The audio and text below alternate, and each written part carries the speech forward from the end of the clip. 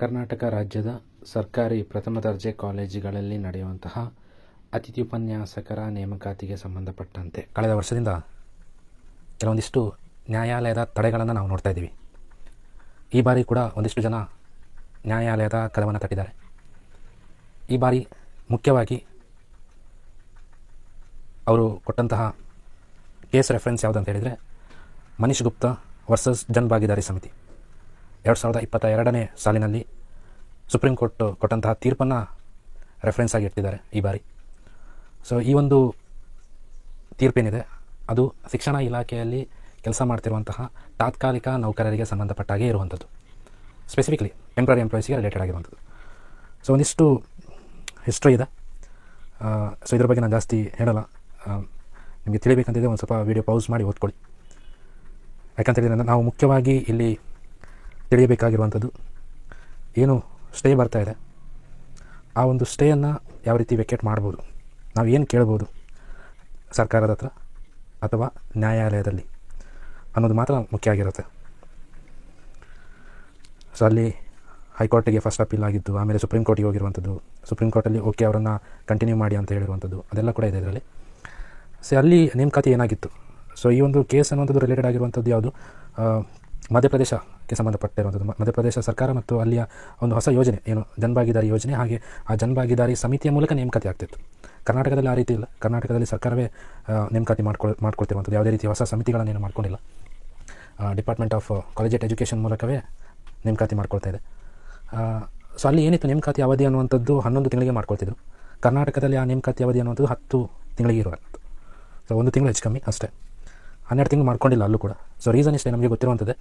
So ಇದೇನಂತ ಹೇಳಿದ್ರೆ ಸರ್ಕಾರಿ ನೇಮಕಾತಿಯ ನಿಯಮಗಳನ್ನು ತಪ್ಪಿಸುವಂಥ ಒಂದು ಟೆಕ್ನಿಕ್ ಅಥವಾ ತಂತ್ರ ಆಗಿರುತ್ತೆ. ಅದೇ ಟೆಂಪ್ರರಿ ತಗೊಂಡು ಫ್ಯೂಚರಲ್ಲಿ ಅವರು ಪರ್ಮನೆಂಟ್ ಕೇಳಬಾರ್ದಲ್ಲ, ಆ ಒಂದು ರೀಸನಿಗೋಸ್ಕರನೇ, ಆ ಒಂದು ಕೇಳಬಾರ್ದು ಅನ್ನೋ ಉದ್ದೇಶಕ್ಕೋಸ್ಕರನೇ 10 ತಿಂಗಳು 11 ತಿಂಗಳಿಗೆಲ್ಲ ತಗೊಳ್ಳುವಂಥದ್ದು. ಆಯಿತಾ. ಸೊ ಅಲ್ಲಿ ಏನಿತ್ತು, ಯು ಜಿ ಸಿ ಕ್ವಾಲಿಫಿಕೇಷನ್ ಇದ್ರಾ, ನಾನ್ ಕ್ವಾಲಿಫೈಡ್ ಇದ್ರಾ, ಅದ್ರ ಬಗ್ಗೆ ಕ್ಲಾರಿಟಿ ಇಲ್ಲ.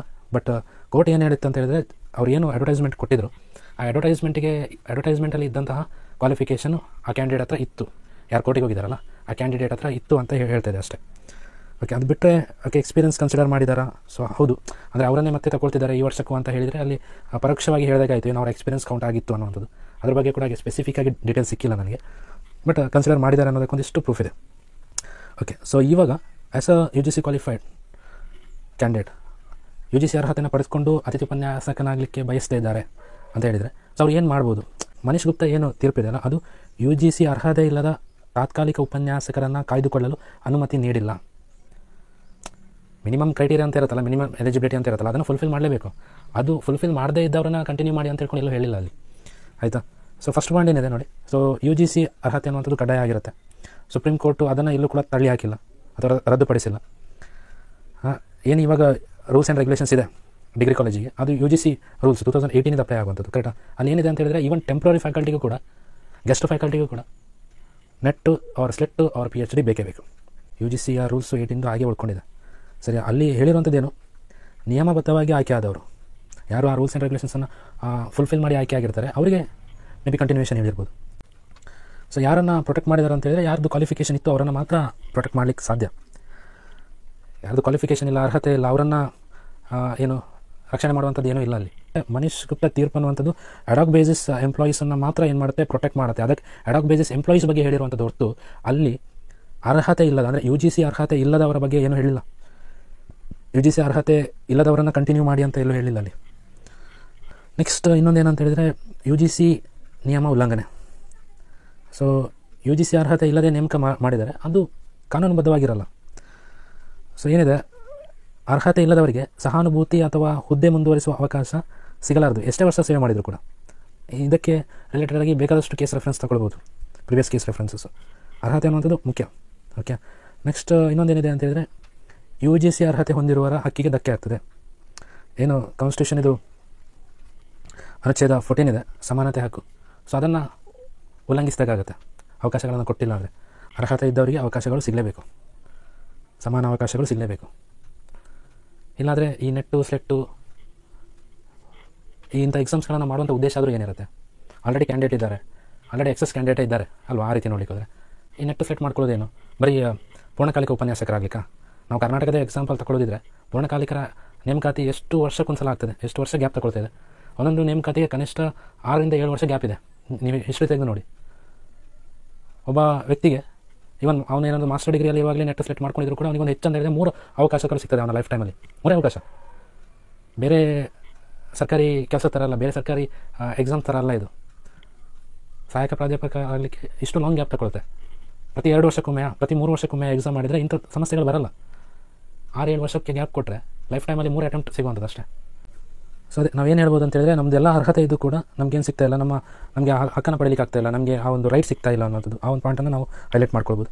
ಸೊ ಇನ್ನೊಂದು ಏನಂತ ಹೇಳಿದ್ರೆ, ಅದೇ ಈ ಪಾಯಿಂಟಲ್ಲಿ ಹೈಲೈಟ್ ಆಗಿರುವಂಥದ್ದೇನು, ಆಯ್ಕೆ ಅನ್ನುವಂಥದ್ದು ನಿಯಮಬದ್ಧವಾಗಿರಬೇಕು, ರೂಲ್ಸ್ ಆ್ಯಂಡ್ ರೆಗ್ಯುಲೇಷನ್ಸನ್ನು ಫಾಲೋ ಮಾಡಿರಬೇಕು. ಸೊ ಅದನ್ನು ಒಂದು ಇಷ್ಟು ಹೈಲೈಟ್ ಮಾಡ್ಕೊಂಡು ನೋಡಬೇಕಾಗುತ್ತೆ. ಹಾಗೆ ಏನು ವಿದ್ಯಾರ್ಥಿಗಳ ಸಂಖ್ಯೆ ಅನ್ನುವಂಥದ್ದು ಕೂಡ ಇಂಪಾರ್ಟೆಂಟ್ ಇದೆ. ಮಿನಿಮಮ್ ಸ್ಟ್ರೆಂತ್ ಆಫ್ ಸ್ಟೂಡೆಂಟ್ ಕೂಡ ಇರಬೇಕು. ಆ್ಯಂಡ್ ಇದನ್ನು ಎಲ್ಲಿ ತನಕ ಬಳಸ್ಕೊಳ್ಬೋದು ಅಂತ ಹೇಳಿದ್ರೆ, ಈ ಒಂದು ಟೆಂಪ್ರರಿ ಎಂಪ್ಲಾಯೀಸನ್ನು ಹೊಸ ಏನು ಫುಲ್ ಟೈಮ್ ಎಂಪ್ಲಾಯೀಸ್ ಬರೋ ತನಕ, ಸೊ ಅಲ್ಲಿ ತನಕ ಏನು ಮಾಡ್ಬೋದು, ಈ ಒಂದು ತಾತ್ಕಾಲಿಕ ವ್ಯವಸ್ಥೆಯನ್ನು ಬಳಸ್ಕೊಳ್ಬೋದು. ಸೊ ಯಾರಿಗೂ ಕೂಡ ಇದರಲ್ಲಿ ಈ ಒಂದು ತಾತ್ಕಾಲಿಕ ನೇಮಕಾತಿಯಲ್ಲಿ ಯಾರಿಗೂ ಕೂಡ ಶಾಶ್ವತ ಹುದ್ದೆ ಪರ್ಮನೆಂಟ್ ಮಾಡ್ಕೊಳ್ಳಿಕ್ಕೆ ಸಾಧ್ಯ ಇಲ್ಲ. ವಿಶೇಷವಾಗಿ ಅರ್ಹತೆ ಇಲ್ಲದವರಿಗೆ ಇಲ್ಲವೇ ಇಲ್ಲ. ಅವರನ್ನು ಕಂಟಿನ್ಯೂ ಮಾಡೋದು, ಪರ್ಮನೆಂಟ್ ಮಾಡ್ಕೊಳ್ಳೋದು ಇಲ್ಲವೇ ಇಲ್ಲ, ಸಾಧ್ಯನೇ ಇಲ್ಲ ಅದು. ಆಯಿತಾ? ಓಕೆ. ಸೊ ಲಾಸ್ಟಿಗೆ ಏನು ಹೇಳ್ಬೋದು ಅಂತ ಹೇಳಿದ್ರೆ ನೋಡಿ, ಅರ್ಹತೆ ಅನ್ನುವಂಥದ್ದು ಕನಿಷ್ಠ ಅಗತ್ಯತೆ. ಸೊ ಯಾವುದೇ ನ್ಯಾಯಾಲಯ ಕೂಡ, ಇವನ್ ಸುಪ್ರೀಂ ಕೋರ್ಟ್ ಕೂಡ ಏನು ಮಾಡಲಿಕ್ಕಿಲ್ಲ, ಅರ್ಹತಾ ನಿಯಮಗಳನ್ನು ಉಲ್ಲಂಘಿಸಿ ನೇಮಕಾತಿ ಮಾಡ್ಕೊಳ್ಳಿಕ್ಕೆ ಸಾಧ್ಯವೇ ಇಲ್ಲ.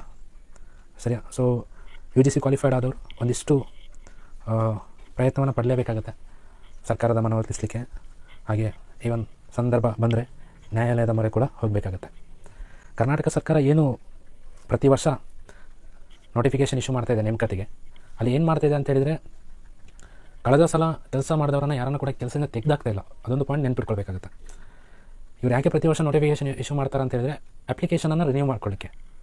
ಏನಕ್ಕೆ ರಿನ್ಯೂ ಮಾಡ್ಕೊಳ್ಬೇಕು? ಒಂದಿಷ್ಟು ಜನ ಕೆಲಸಕ್ಕೆ ಸೇರಿರ್ತಾರೆ, ತದನಂತರ ಅವ್ರದ್ದು NET ಆಗುತ್ತೆ, KCET ಆಗುತ್ತೆ, PhD ಆಗುತ್ತೆ, ಕರೆಕ್ಟಾ? ಅದಕ್ಕೆ ಅದಾದಾಗ ಅವರ ಮೆರಿಟ್ ಅನ್ನುವಂಥದ್ದು ಮೇಲೆ ಬಂದುಬಿಡುತ್ತೆ. ಆ ಮೆರಿಟಿಗೆ ತಕ್ಕಾಗೆ ಬೇರೆ ಬೇರೆ ಪೇ ಇದೆ, ಸ್ಲ್ಯಾಬ್ ಬೇರೆ ಬೇರೆ ಇದೆ, ಕರೆಕ್ಟಾ? Salary slab. ಸೊ ಅದಕ್ಕೆ ಅಡ್ಜಸ್ಟ್ ಆಗಲಿಕ್ಕಾಗುತ್ತೆ. ನೀವು ಒಂದು ಸಲ ಜಾಯ್ನ್ ಆಗಿದ್ರೆ ಹಾಗೆ ಕಂಟಿನ್ಯೂ ಮಾಡಿ ಅಂತ ಹೇಳಿದ್ರೆ ಆವಾಗ ಸ್ವಲ್ಪ ಕಷ್ಟ ಆಗುತ್ತೆ. ಇನ್ನೊಂದು ಮೇನ್ ರೀಸನ್ ಏನಂತೇಳಿದ್ರೆ, ಈಗ ವರ್ಕ್ಲೋಡ್ ಫಾಲ್ ಆಯಿತು, ಯಾರನ್ನು ತೆಗೆಯುವಂಥದ್ದು ಅನ್ನುವಂಥದ್ದು ಕ್ವಶನ್ ಬರುತ್ತೆ. ಈ ರೀತಿ ಕೌನ್ಸಿಲಿಂಗ್ ಮಾಡಿದ್ರು ಅಂತ ಹೇಳಿದರೆ, ಈ ವರ್ಕ್ಲೋಡ್ ಫಾಲು, ಟ್ರಾನ್ಸ್ಫರು, ಡೆಪ್ಯುಟೇಷನು ಅಥವಾ ಹೊಸ ನೇಮಕಾತಿ ಏನಾದರೂ ಕೂಡ ಮೆರಿಟ್ ಲಿಸ್ಟಲ್ಲಿ ಯಾರು ಕೆಳಗಿರ್ತಾರೆ ಅವರನ್ನು ರಿಲೀವ್ ಮಾಡಲಿಕ್ಕೆ ಸಾಧ್ಯ ಆಗುತ್ತೆ ಭಾಳ ಈಸಿಯಾಗಿ. ಇಲ್ಲಾಂದರೆ ಏನಾಗುತ್ತೆ, ಒಂದು ಕಾಲೇಜಲ್ಲಿ ತುಂಬ ಮೆರಿಟಲ್ಲಿ ಕಡಿಮೆ ಇರೋರು ವರ್ಕ್ ಮಾಡ್ತಾ ಇರ್ತಾರೆ, ಇನ್ನೊಂದು ಕಾಲೇಜಲ್ಲಿ ತುಂಬ ಸೀನಿಯರು ಎಕ್ಸ್ಪೀರಿಯನ್ಸ್ ವಿದ್ದು ಕ್ವಾಲಿಫಿಕೇಷನ್ ಇದ್ದವರು ವರ್ಕ್ಲೋಡ್ ಫಾಲೋ ಇನ್ನೇನೋ ಆಗಿ ಮನೆಗೆ ಹೋಗಬೇಕಾಗತ್ತೆ. ಇಂತಹ ಅನ್ಯಾಯವನ್ನು ತಡಿಲಿಕ್ಕೋಸ್ಕರನೇ ಸರ್ಕಾರ ಪ್ರತಿ ವರ್ಷ ಕೌನ್ಸಿಲಿಂಗ್ ಮಾಡ್ತಾ ಇರುವಂಥದ್ದು. ನ್ಯಾಯ ಸಿಗಲಿ ಅನ್ನುವಂಥದ್ದು, ಯಾರು ಮೆರಿಟಲ್ಲಿದ್ದಾರೆ ಅವರು ಉಳ್ಕೊಳ್ಳಿ ಅನ್ನುವಂಥದ್ದು. ಅದು ಬಿಟ್ಟರೆ ಇಲ್ಲಿ ಹೋದ ವರ್ಷ ಮಾಡಿದವರನ್ನು ಈ ವರ್ಷ ಕೆಲಸದಿಂದ ತೆಗಿತಾರೆ ಅನ್ನುವಂಥದ್ದು ಏನೂ ಇಲ್ಲ. ಹೋದ ವರ್ಷ ಇದ್ದವರೇ ಈ ವರ್ಷನೇ ಇರ್ತಾರೆ ಅನ್ನುವಂಥದ್ದು ತಿಳ್ಕೊಳ್ಬೇಕಿದೆ. It is not a fresh notification, it is just renew of application ಅಂತ ತಿಳ್ಕೊಂಡ್ರೆ ಏನು ಸಮಸ್ಯೆಯೇ ಇಲ್ಲ. ಯಾರು ಮೆರಿಟಲ್ಲಿ ಇರ್ತಾರೆ ಅವ್ರು ಒಳಗಿರ್ತಾರೆ, ಯಾರು ಮೆರಿಟ್ ಕಡಿಮೆ ಆಗ್ತಾರೆ, ವರ್ಕ್ಲೋಡ್ ಇಲ್ಲ ಅಂದರೆ ಅವ್ರು ಹೊರಗಡೆ ಬರ್ತಾರೆ. ಸಿಂಪಲ್. ತಪ್ಪಾಗಿದ್ದರೆ ಕ್ಷಮಿಸಿ.